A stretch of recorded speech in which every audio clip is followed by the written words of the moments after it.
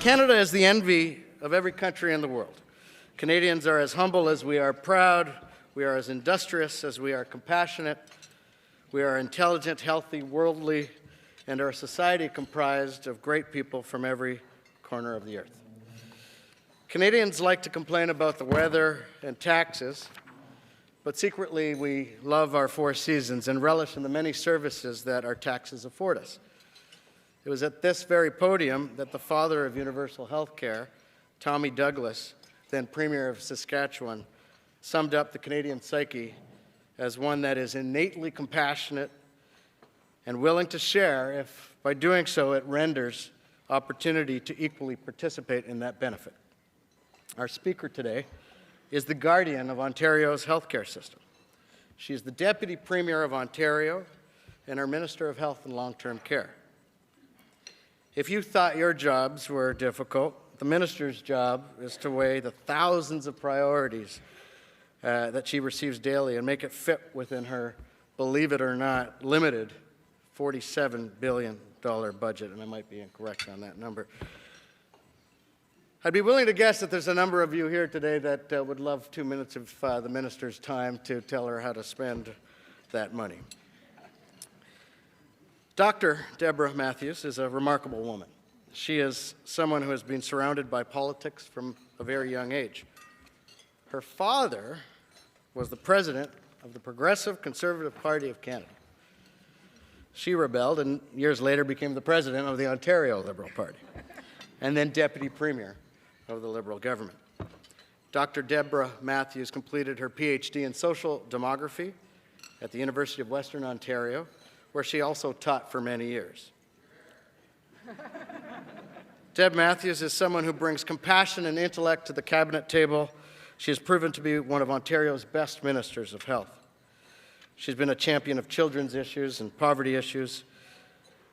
Minister Matthews is here to update us all on her 2-year update on the Healthcare Action Plan, and I ask that you all join me in welcoming her to our podium. Minister.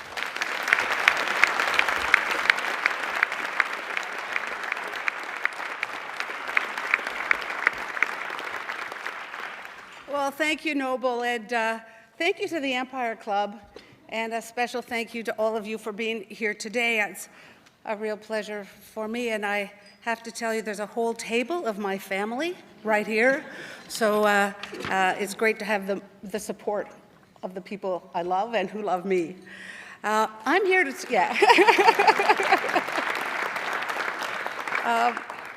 I'm here to talk about a big Canadian project, one that impacts every one of us and the people we love. It's the sustainability of our uniquely Canadian, precious universal health care system. You may have seen a TV commercial recently of our Premier Kathleen Wynne. She's running uphill in the very early morning, and it's a cold, wet day. She tells us that she sets goals, really hard to accomplish goals, and I can vouch for that. I can tell you that in health, we've also set some really hard to accomplish goals. 2 years ago, that's what we did when I released Ontario's Action Plan for Healthcare. It sets out an ambitious agenda to transform our healthcare system. We all know that transformation is necessary. Our fiscal and demographic realities demand it. Indeed, our fiscal reality is further challenged by $640 million in cuts to transfers from the federal government, and we're getting $300 million less in federal health care transfers than we should when compared with other provinces. However, despite the challenges, our resolve is not shaken, quite the opposite. Because if we lose our resolve and if we fail in transformation, it would mean the end of universal health care. And that's not okay. That's not okay for me, not for our parents, not for our grandkids. It's just not okay. I knew when I released the action plan that transformation would be tough, that it would challenge relationships. But I also knew that together we could make it happen. And that is, in fact, what we are doing, thanks in large part to many of the people who are here today.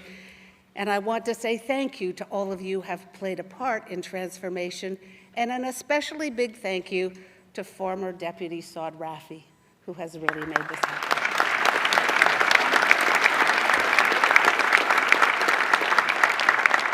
And I must mention Saad Rafi's team as well. At the time of the action plan's launch 2 years ago, I pledged to report back annually on our progress, and that's why I'm here. So we're 2 years in. I can report to you that transformation is well underway. It's in full swing. We've made fundamental improvements and changes to how we deliver health care, especially for our growing population of Ontario seniors. And at the same time, we're doing something that many people said was impossible. We're significantly bending the cost curve. We used to see annual growth of about 6 to 7% in our healthcare budget. We are now down to just over 2%. We hit our fiscal target last year. We did it this year, and we're going to do it again next year. We're going to stay on track for the foreseeable future. That is the new normal. And this is the remarkable thing. At the same time as we're bending the cost curve, we're measurably improving the quality of and the access to healthcare. We're able to do both because people who work in healthcare are demonstrating extraordinary leadership and innovation. They're challenging the status quo. They're showing us how we can do things differently and that we can do them better for patients. So instead of asking, does this change benefit me? Does this benefit my organization, my profession? Healthcare leaders at all levels are asking, how can we make it better for patients? How can we get better value for money? I'm reminded of the New Zealand physicist, Ernest Rutherford, who once said, "Gentlemen, we are out of money. Now it's time to think." I think that perfectly describes healthcare, not just in Ontario, but everywhere. So, if it's better for patients and it's better value for money, and often it's both, then it's up to us, all of us, to make that change happen. It is not always easy. We've had to make some pretty tough decisions. There has been noise, there has been opposition, there has been fierce opposition, but it's worth it. Other provinces are following our lead when it comes to prescription drug reform. Here in Ontario, our reforms mean that we can reinvest $500 million a year in more drugs for more people and more services that pharmacists can offer, like the flu shot. And consumers are also saving with lower prescription drug costs. We're working with doctors to align the care we pay for with evidence-based best practices and to share in the benefits of technology improvements, meaning that we can now reinvest $400 million a year in new doctors and care for more patients. Hospital leaders are helping us move from a global hospital budgets to a funding model whereby funding follows the patients. And last year, we reformed how physiotherapy and seniors exercise classes are delivered. And as a result, 200,000 more people can get the care they need to be strong and healthy. I can assure you more reforms must and will be made when they're better value for money and when they're better for patients. We can look back after 2 years and see that the action plan is the right plan. We continue to implement it, and I can assure you we're not deviating from it. Our work is far from done. But today I can report that we've made significant progress on all of the initiatives set out in the action plan. I'm sure it will come as some relief to you that I'm not going to list them all. That information is in the material at your table. But I do want to talk to you about some of the results that we've achieved, and I want to talk about some of the next steps in transformation. I also want to show you some of the faces of this transformation, people who have inspired us, who are driving this change, or who we hope to help with the change that is underway, because health is about people. It is only about people. The action plan is built on 3 pillars: The first pillar, keeping Ontario healthy. We're focusing on preventing the diseases that have the greatest cost to people and to the system. One of those diseases is cancer. This is Kate Neal. She's a young woman from Belleville. She worked in a tanning salon, and she was told that she had to tan, and she had to tan often, and she had to tan regularly. And then she developed melanoma, a deadly disease. Thanks in part to Kate, last year the legislature passed the Skin Cancer Prevention Act, so hopefully there will be no more stories like Kate. Protecting our kids from cancer also means taking strong action when it comes to smoking. Our Smoke-Free Ontario strategy is already a North American leader, and it's helped bring smoking rates from a high of about 25% to about 19%. In the action plan, we set a goal of having the lowest smoking rates in the country. That's a distinction currently held by British Columbia. They're at 15%, so that means we need to do more. So we're proposing to double penalties for selling tobacco to minors, banning the sale of flavored tobacco, and banning smoking on bar and restaurant patios and on sports fields. The action plan also identified childhood obesity as a major driver of future healthcare costs. There's no question that kids are less active and less fit and less healthy than they were just a generation ago, and that something needs to be done to reverse that trend. So we established the Healthy Kids Panel to follow the research and provide us with advice. They told us that action needs to begin at birth and even before birth. I was surprised to learn that supporting breastfeeding is perhaps the most important thing we can do to reduce childhood obesity.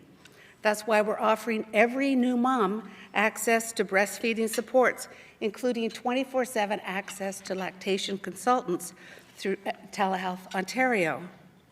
The Healthy Kids Panel also told us that access to healthy food is a big part of the answer. So now 33,000 more kids in higher need communities, including our First Nations communities, are getting access to expanded student nutrition programs. Making a difference in kids' health means we all have to make healthier choices, and we need to have the information to make those healthier choices. That's why we're going to introduce new legislation, which will, if passed, require the posting of calorie counts on the menus of large chain restaurants and other chains where ready-to-eat food is sold. But if we're going to make a measurable difference in our kids' health, we know we can't do it alone. Legislation and regulation alone won't do it. We need all hands on deck. We need engagement and partnership from everyone in our communities, municipalities, businesses, nonprofits, and families to get our kids healthy and active. That's why last week, the Premier and I, along with Para-Pan Am Games mascot Patchy the Porcupine, launched the Healthy Kids Community Challenge to invite communities across Ontario to partner with local organizations to promote healthy, active living amongst our kids. This is based on research. It's based on the EPOD model that has demonstrated great results in France and around the world. I hope that some of you might consider playing a leadership role in your community by being part of the Healthy Kids Community Challenge. So let's move to the second pillar of the action plan, faster access and stronger links to family health care. When it comes to faster access to family health care, we've come a long way. And we have a long way to go. As you may have seen in the news last week, Canada trails the pack in patient access to same-day and next-day appointments with their family doctor. We need to do better. As long as people can't get timely access to their family doctor or their nurse practitioner, they'll turn to a much more costly alternative, the hospital ER. There are some exciting things happening in primary care, especially when it comes to people with the greatest health care needs. Now, here's a statistic that really grabbed my attention. 1% of us account for 1/3 of all healthcare spending. 5% of us account for 2/3 of all healthcare spending. So we really need to focus on people who have significant healthcare needs. Community health links are a brand new, made in Ontario innovation that wraps care around our most complex patients and puts their family doctors or nurse practitioners at the center of a single unified plan of care. Most of these patients are seniors with complex needs. We're also finding that many, if not most, have mental health challenges as well. So rather than explaining, here's a 2-minute video that describes how health links help patients like Mary. Can we provide better care for our most complex patients, including seniors with multiple needs? Meet Mary. With diabetes, a bad hip, and emphysema, Mary has a lot of appointments, doctors, and medications. Lately, she's in and out of hospital too. It's hard on Mary, and her daughter spends a lot of energy trying to find her way around the health system to help her mother get the right care. Mary is anxious. She just wants to be able to play with her grandchildren and visit friends. Mary's family doctor is frustrated. He's not always up to date on what's happening with Mary's care. Has she been to the ER? Has someone prescribed new medication? Is she eating properly? With HealthLinks, things are changing. Mary and her daughter are a key part of the care team, including her family doctor, nurse practitioner, personal support worker, physiotherapist, pharmacist, Meals on Wheels, and diabetes educator. Together, they create a care plan based on what's important to Mary, feeling well enough to play with grandchildren and visit friends. And Mary is assigned a care coordinator. Now when Mary has a problem, she has someone to call, so she doesn't need to go to the ER every time. But when she must go to the hospital, staff have her care plan and know her medical history, so they can provide the best care for Mary. Through HealthLinks, everyone in Mary's care team shares information about Mary's health in a timely way. Now, Mary's family doctor knows what's going on with every part of her care and when to follow up. The care team's even arranged for Mary to be taken to a diabetes program each week. Mary and her daughter spend less time in hospital and at appointments, and more time enjoying life. Everyone is feeling more confident about Mary's care. Mary's doctor and the whole care team are connected through the health link and feel like they're truly helping Mary and her family. Now Mary's getting better care in a health system that's more efficient and effective and there for others who need it. HealthLinks is one way everyone in the healthcare system is working together to make healthy change happen. To find out more, visit ontario.ca/healthychange. So we now have 47 health links covering almost half the province, and in coming months, we hope that we'll have the whole province with access to health links. The establishment of health links isn't the only innovation that has shown me just how much providers at all levels of our system are thinking differently about how to provide better care. Here's a picture of Deb Wicks from Toronto EMS. Our paramedics are on the front lines. They see close up when the healthcare system is failing people, because those folks call 911, sometimes dozens of times a year. Paramedics would rather prevent the call to 911 than respond to that call. And they found ways to offer the familiar faces better ways to get the care they need, often by referring them to other community services, and sometimes just by dropping by for an unannounced call rather than waiting at the station for the phone to ring. This is called community paramedicine. It's a very exciting innovation. You may have seen a story recently on CBC that highlights the results of community paramedicine in Renfrew County. A recent Toronto EMS study showed that community paramedicine resulted in a 50% decrease in the number of repeat calls to 911 and a 65% decrease in the number of transportations to the emergency department. So over a period of 6 months, they saved $300,000 in reduced transports alone, and they reduced congestion in hospitals. In Deb's words, they've barely scratched the surface. This is better care, and this is better value for money. And that's why last week I announced plans to provide support for community paramedicine across the province. This is the kind of silo-busting, responsive, innovative, patient-centered care we want to be encouraging. And I'm delighted that Norm Gale is here. He's the president of the Ontario Association of Paramedic Chiefs, who has been a real champion of community paramedicine. Thank you, Norm.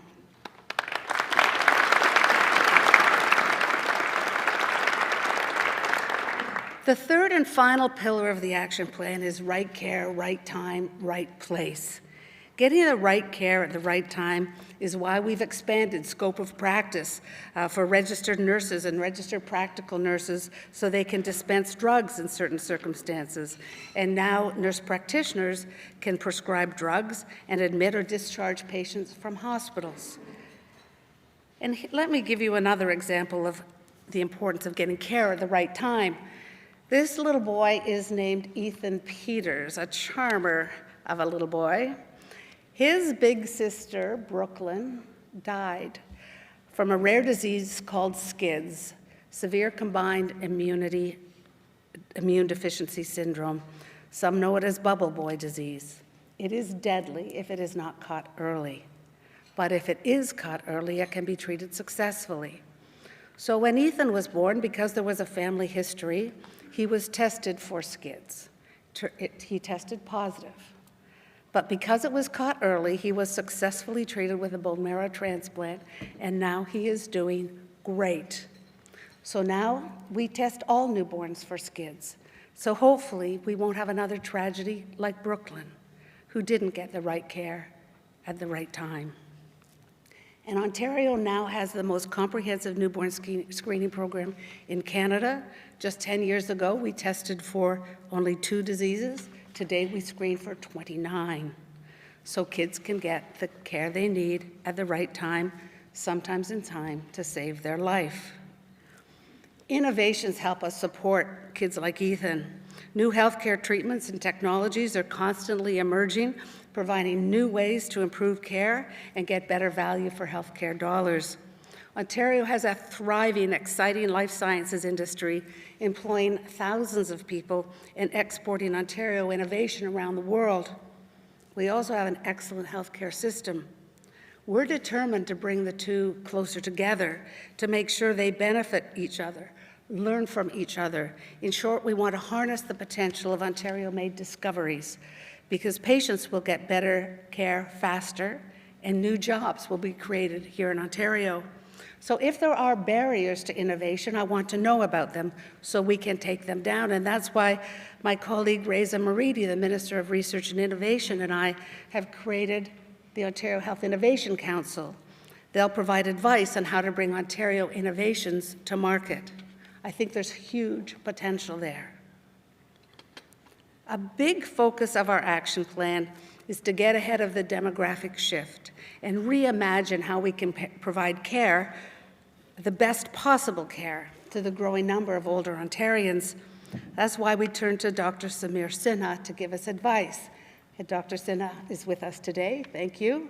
And there's a picture of him with his grandfather. Expanding community paramedicine and improving access to physiotherapy, exercise, and falls prevention programs were recommended by Dr. Sinha in his report, Living Longer, Living Well, which incidentally has been downloaded 25,000 times by people around the world. He made 134 health recommendations, and those were only the health recommendations. He made others to other people as well. But I'm proud to say we are implementing or have implemented 2/3 of those recommendations.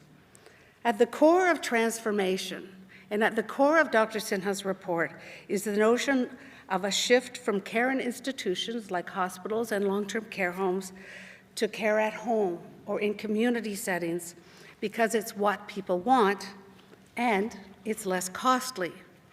The shift became very real to me when my friend Ken had a stroke.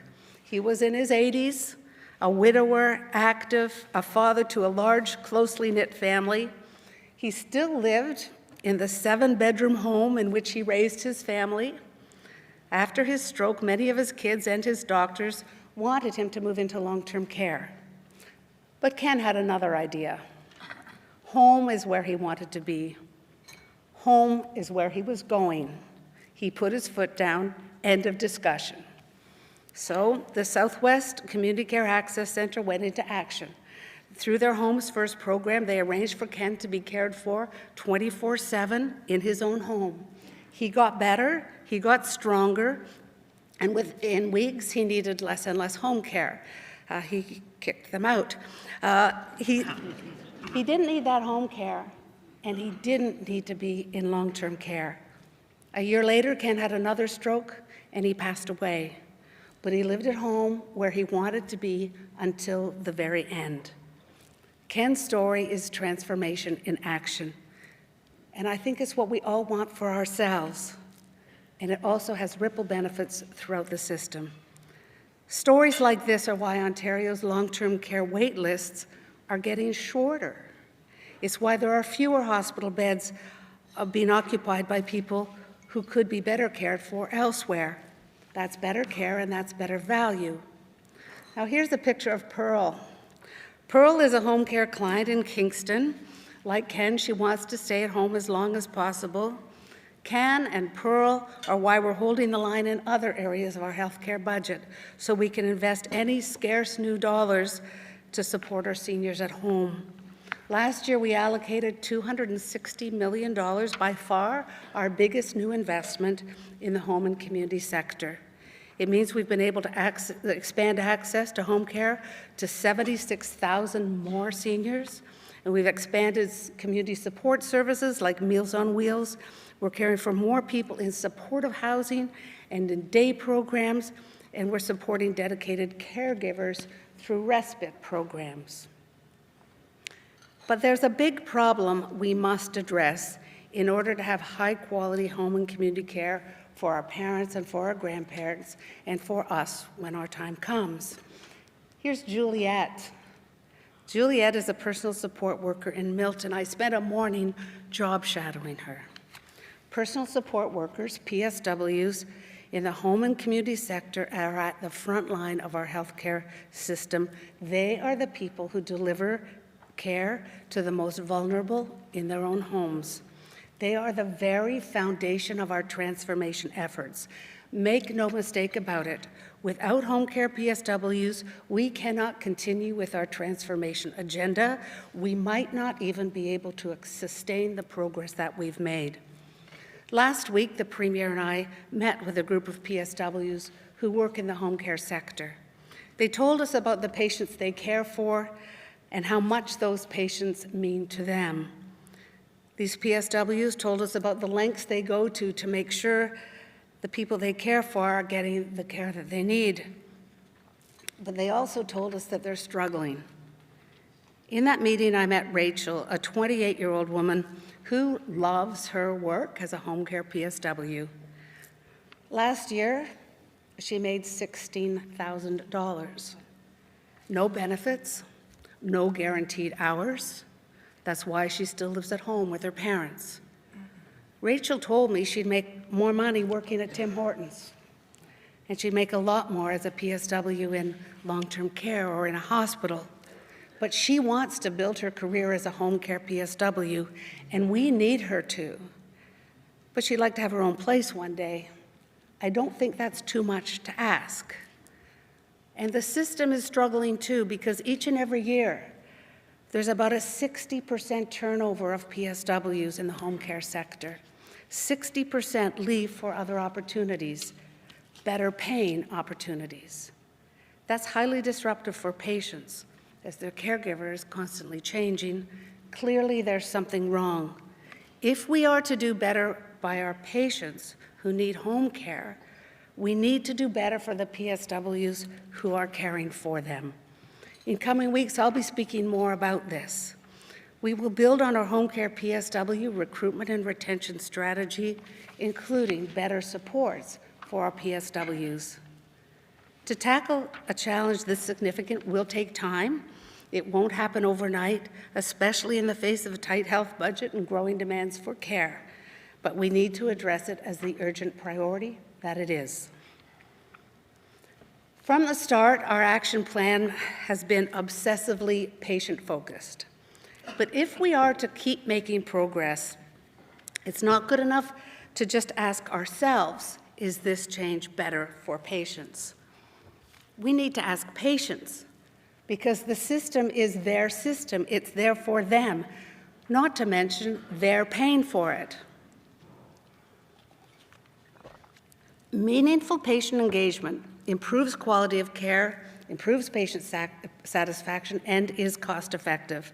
When patients are listened to, when patients are heard, hospital stays are shorter, patient outcomes are better.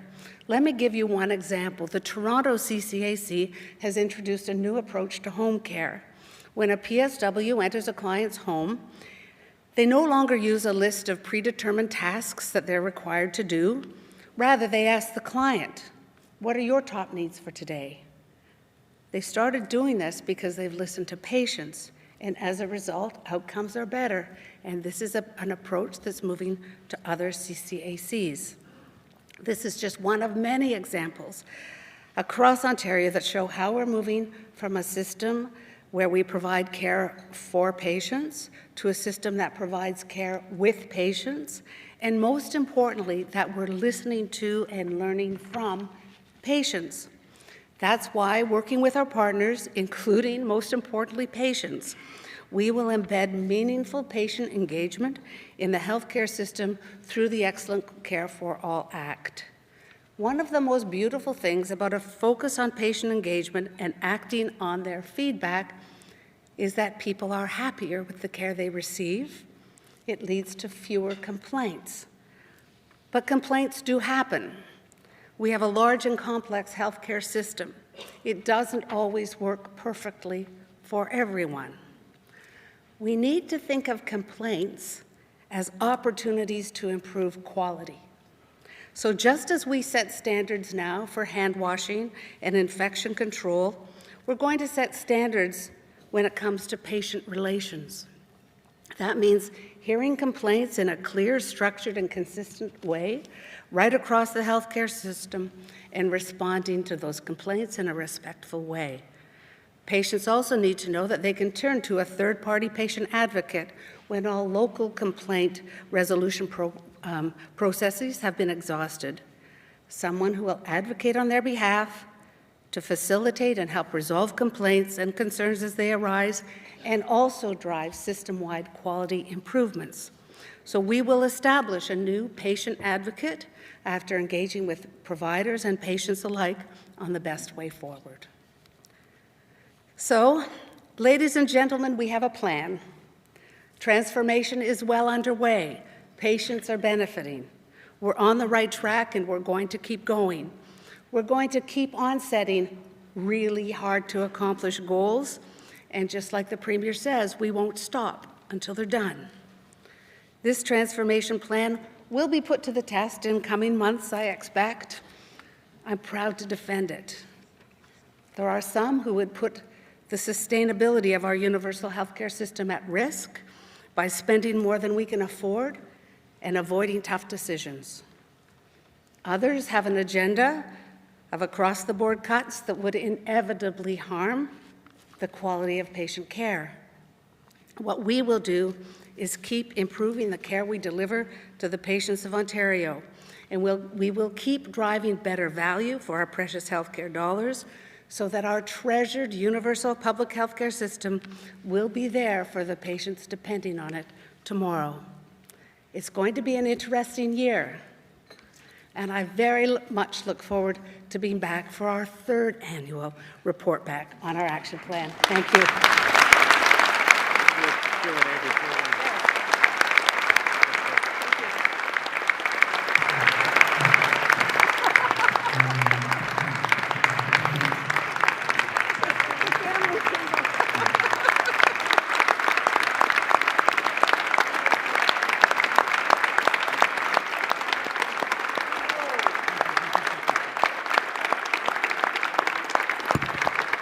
Thank you, Minister. The Minister has indicated that she has a few minutes to take a few questions from the audience, and I'm not sure how we're doing. I see two microphones. I see another microphone over there.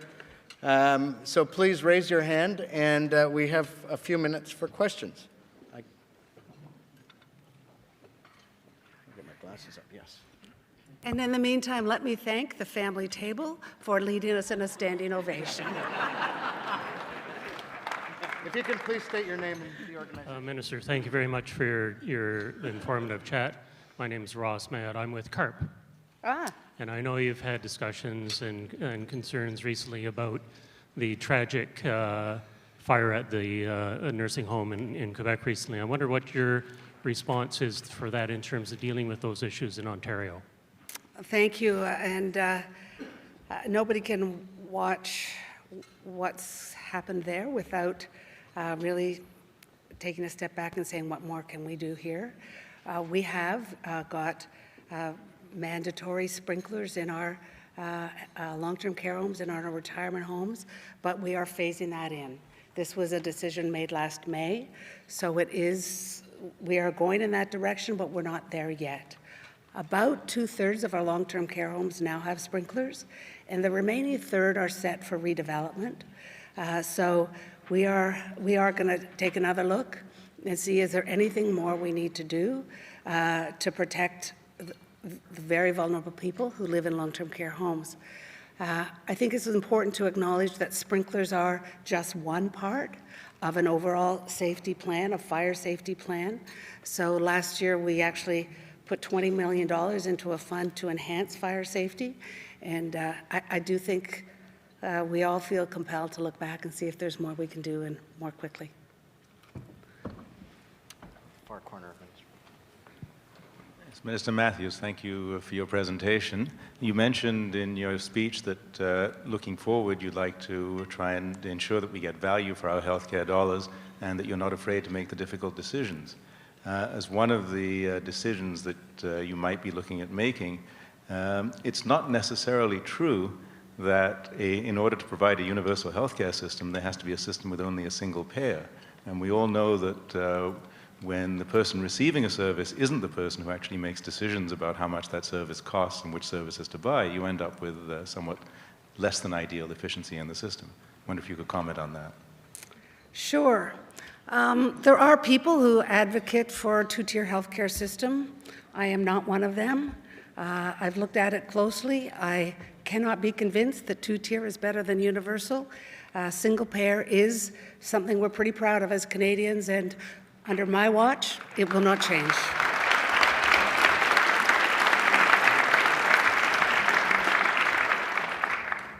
See, there's a question over there. I don't know where that microphone is. Oh.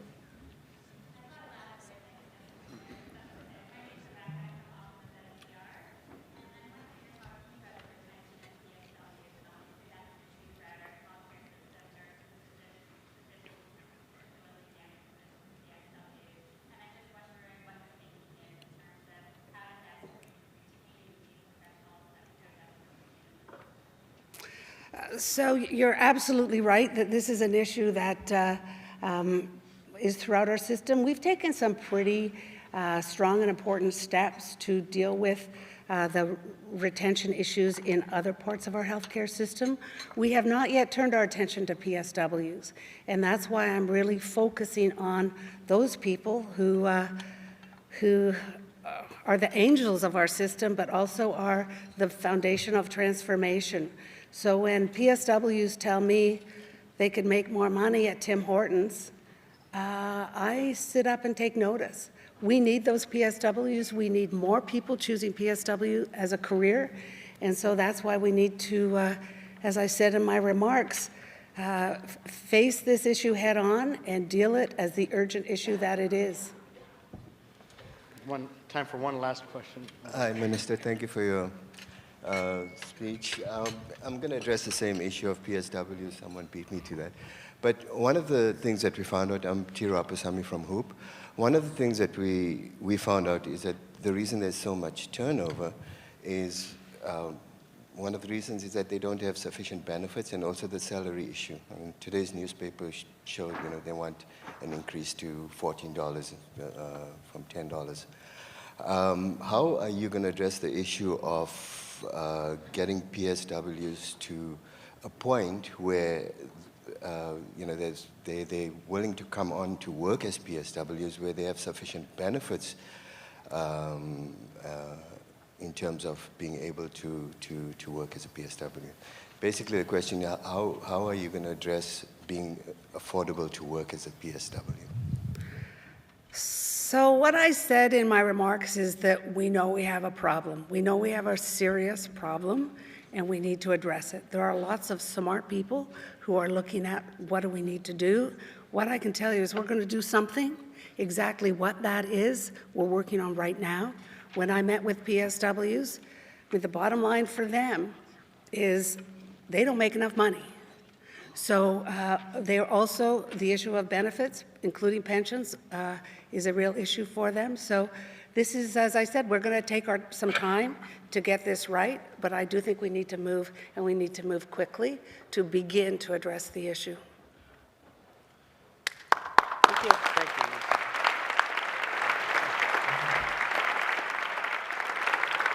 I'd like to call upon Mr. Sean Webster from Shoppers Drug Mart to thank the minister.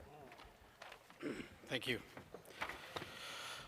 Minister, as you know, I've had the privilege of working closely with you and your hardworking team at the Ministry of Health and Long-Term Care for a number of years, both as a representative of Shoppers Drug Mart and as a former director of Dr. Nord's Hospital. I can personally attest to the diligence and consideration with which you undertake your important work in ensuring the long-term sustainability of our healthcare system. Thank you. On behalf of the Empire Club of Canada, I would like to thank you very much for taking the time from your busy schedule to speak to us today, providing us with an excellent overview of your vision for the future of healthcare in Ontario, and updating us on the progress that your government has made towards health system transformation. We at Shoppers Drug Mart are also focused, as you know, on providing health solutions through our pharmacies that can help ensure that our healthcare system is available for future generations. Minister, your government has already demonstrated the willingness and ability to collaborate with the broader healthcare community.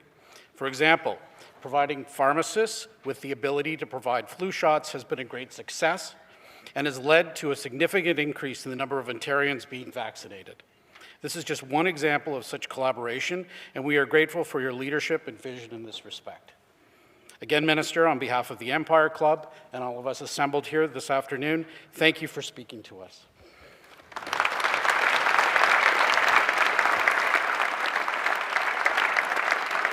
And on behalf of the club, Minister, we'd like to present you with this book. It's Who Said That? Memorable Notes, Quotes, and Anecdotes of 100 Years of Empire Club Speeches. Thank you very much. Thank you. There's 450 people in this room, and it would not be possible without the help of one of our directors, Mr. Paul Foglin. Thank you. He's the guy wearing the other cool tie. Thank you, Paul, for making this happen, for all your support. I'd like to thank Shoppers Drug Mart for being our main sponsor, Baxter Corporation for being our VIP sponsor, and the Canadian Association of Drugstores for sponsoring our student table this afternoon. I'd like to thank the National Post for being our print media sponsor. This meeting will be carried and aired on Rogers TV, and we are very grateful for your ongoing support as well.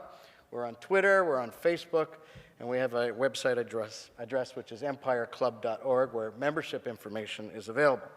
Thank you all for coming. We look forward to seeing you again soon. This meeting of the Empire Club of Canada is now adjourned.